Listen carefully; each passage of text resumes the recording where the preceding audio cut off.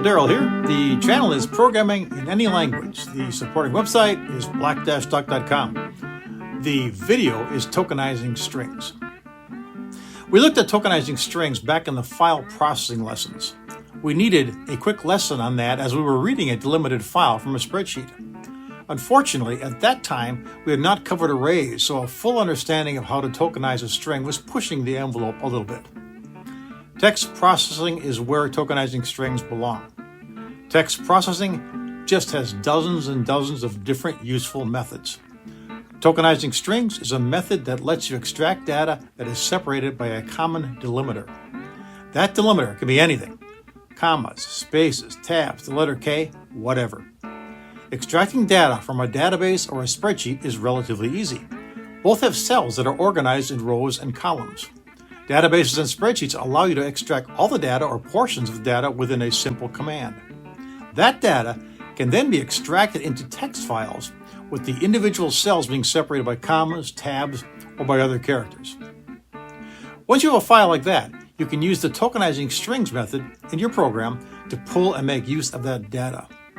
The following video shows you how to take a text file that has been extracted from a spreadsheet and move the data into list boxes for display. Watch.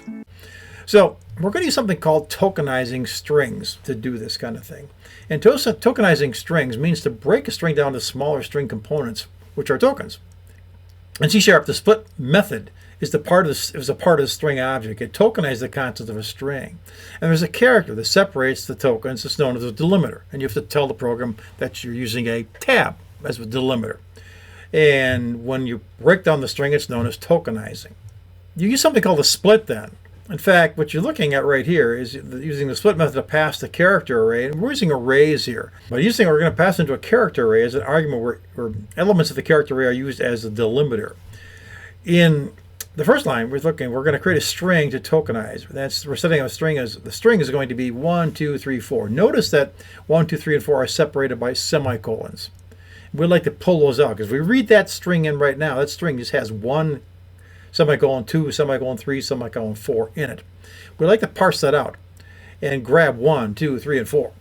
And we do that by creating an array of delimiters. So we set up a character array and we say the delimiter is going to be the semicolon. So that's what we're telling it right now. Then we use what's called the split. That's going to actually have it working. In line 8, you can take a look, and we're creating a string array called tokens. And it's going to be equal to the string split delim. So what's going to happen, it's going to take the tokens and it's going to put a 0, 1, 2, 3, 4 after it as it creates the number of pieces it needs. And in this case, it's going to create 4. It's going to create tokens 0, tokens 1, tokens 3, and tokens 4. And it's going to apply 1, 2, 3, and 4 strings into them to make it actually work. Sounds a little strange, doesn't it? Yeah, we're going to see this happen in a real program. You can always use white space. In this case, we have 1, 2, 3, and 4 split up by white space. And we set up the string array called tokens by saying string split on a null.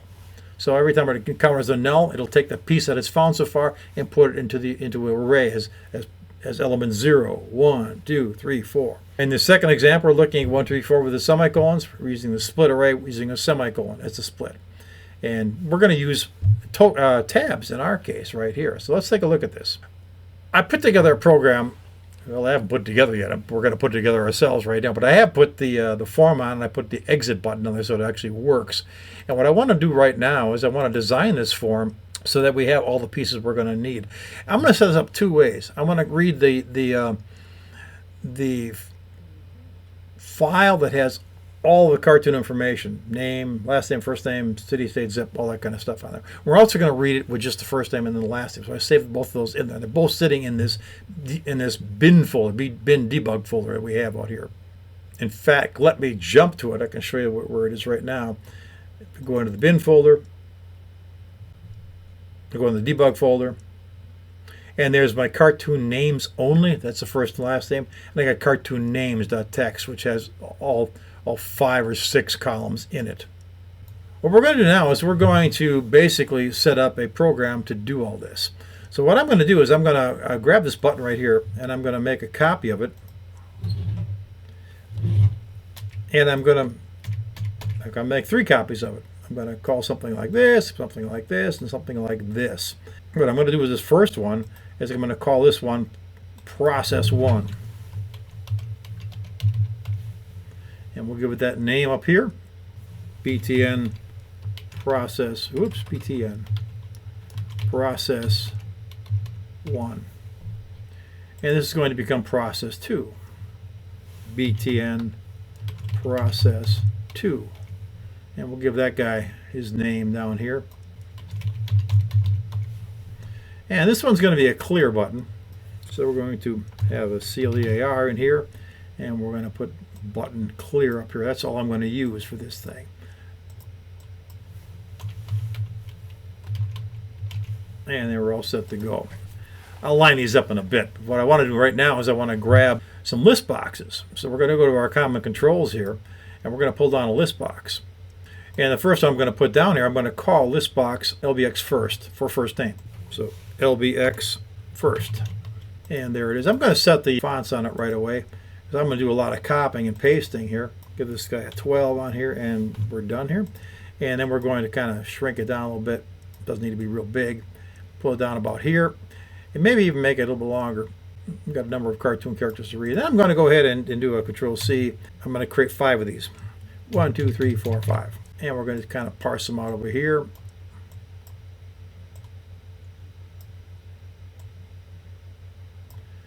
And lay them out as best I can. We might have to make this form a little bit larger as well.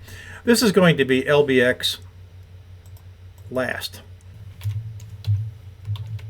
It's going to contain the last name. This one's going to contain LBX address. This one's going to contain LBX city. This one's going to contain LBX state. And this one's going to contain LBX zip code. And then they're all set right there. Now I'm going to also create a label. Bring that up here. And I'm going to say on here, I'm going to say first. And I'm going to change that font to bold and a 12. And I want to size these. So I'm turning the auto size off on this thing, and then place it right about here. I think I'm going to widen this a little bit right now. I'm going to take this form just a little bit wider, because I do want to make my address a little larger, because it's going to contain a bigger field. And I probably want to shrink my state down to something a little smaller. Zip might not need to be that big either. I kind of bring this down. I'm going to go ahead and grab all these guys here, and I'm going to align their tops. And I'm going to horizontal space I'm going to make equal. So now they're kind of even in there. And I'm going to tighten it up a little bit. Do I want to tighten it up a little bit? Maybe so. Decrease a little bit. That's not too bad. Okay. That's not too bad at all. And I'm going to take this label that I've got right up here, and I'm going to actually grab it. This should say actually first and with a capital F. We'll change that. They don't need to be labeled in code, so I'm not going to worry about changing anything else on here. What I'm going to do though is I'm going to get 1, 2, 3, 4, 5 more of these guys by copying him. So I'll do a Control C and do 1, 2, 3, 4, 5 and get some of these guys out here. And lay it over here, and lay one over here, and lay one over here, and lay one over here, and lay one over here, and maybe one more that I'm going to actually put up here and call how to read a tab delimited file. And lay that up in here, and we'll have to actually take this thing and we'll take this guy right now, and we will shrink him down. Well, I don't know what I want to do. I want to actually take him and make it centered, and now it's centered on there, and now I can actually center this thing on the form. I want to grab all these guys and align their tops. I also want to take this guy, and first let's put some names in here. Let's get this, make this guy. Oh, yes, the thing I want to do is I want to actually center these guys, so they're kind of one of the tops and the middle center piece here, so they're centered out. That worked okay, good. Now what I want to do is I want to take this one here and call it last for name. This one will be called address. This one is going to be called city. This one is going to be called state. And this one is going to be called first, or zip. And we got it all set now. Now I'll take this one and format, make same size width, and align their centers. Same thing with this one. Format, make same size width, and align the centers. Make this one the same width, format, align centers. This one, make same size width, align centers. This one and this one, make same size width, align centers. And finally, this guy right here, make same size width and align centers. And there we go, looking pretty good here. We can bring these down by just highlighting them all and just taking them down like this, and that looks pretty decent. We can now take our buttons here, align them, format, horizontal spacing, make equal, looks pretty good, and format, align their tops, looks good. Now we're going to take this guy and align him with the format, align the right, and this guy we're going to align with the left. Oh, actually, we're going to need to center this on the form. Much better. Now we can align this guy properly. Align his right. We're going to format and align the left. The two that are to the left, these guys, we're simply going to center on form, and they pop in right in there. So we want to save our process here. Save all. Let's run it, see if it works so far. So we didn't do anything crazy. Get rid of the watch file right now. We don't need that. There's our program. Looks fine. Nothing works except the exit button, but it looks like that's what we want to have in here. So that's good. We're good to go. So now what we want to do is we want to go ahead and set up the clear button real quickly. And that's got all these list boxes in here. So I'm going to go into the clear button, and I'm going to clear all list boxes. And I'm going to do that by saying LBX, and we'll go with the first, items.items.clear. There it is. LBX last, we're going to clear him. LBX address, items clear. LBX city, items clear. LBX state, and LBX zip, and that's clear to go. So those will all work. We can do a file save, make sure nothing's screwed up there. Our clear button doesn't error out on us, so that looks like it's good. Next thing we want to do is we're going to go ahead and read that file. So we're going to go process one. We're just going to read the last and first names of our files that we're looking for there. So I'll double click on process one and bring that up. And what I'm going to do here is I'm going to start out with a try statement. Try. And I'm going to put in my braces, and I'm going to go right down here and put in my catch, which is going to be a catch exception.ex, and that looks good. I'm going to say my message box .show is going to be ex.message. And so that takes care of any errors we might have in the processing of the file. So now we can work on our try piece on this thing. Let's get rid of our toolbox. We don't need that anymore. What we're going to do here is we're going to start our stream writer. So stream reader is input file, and that's going to activate stream reader. Put it right up here. Activate stream reader. Before I do that, I want to go up above here, and I want to actually create a variable. So I'm going to set a variable called string str full record. This is going to bring in, or it's going to read in, or this is with a holding area for the entire last name, first name, the whole address, if we're going to bring it all in as one variable. So this is going to be our holds full record.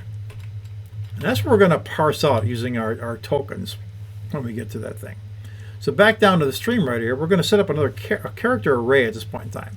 char, telling it it's an array, and we're going to say we want to set up something called delim for delimiter. And we'll make it equal to \t, which is our tab key.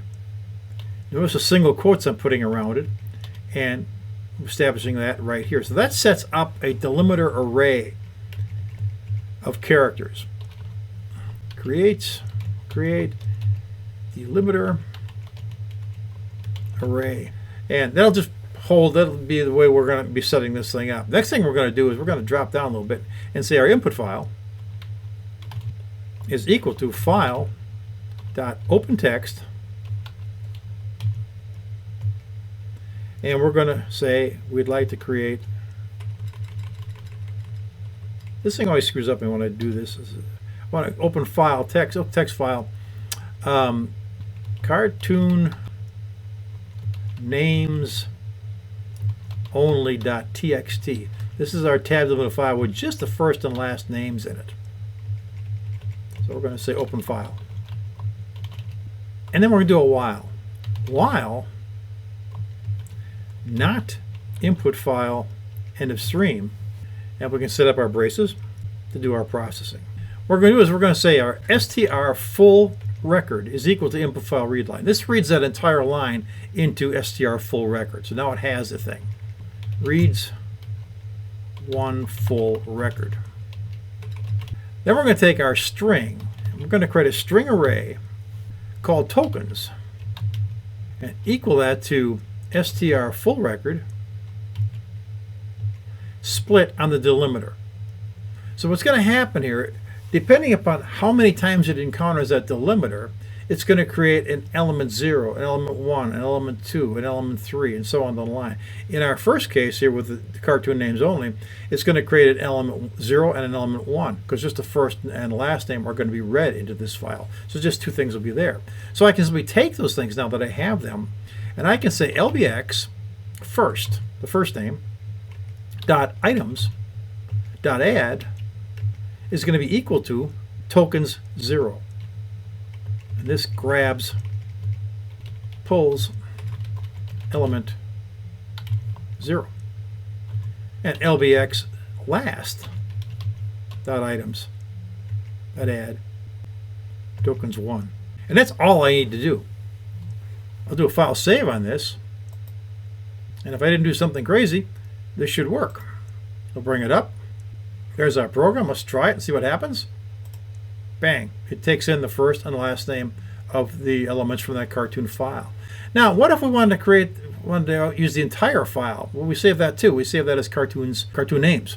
So let's go ahead and let's clear this. We can see that works. Get rid of our exit here.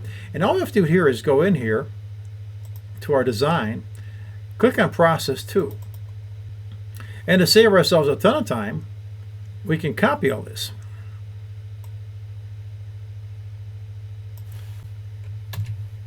And set up the same code down here with slight differences. This time we'll say cartoons only, cartoon names I should say.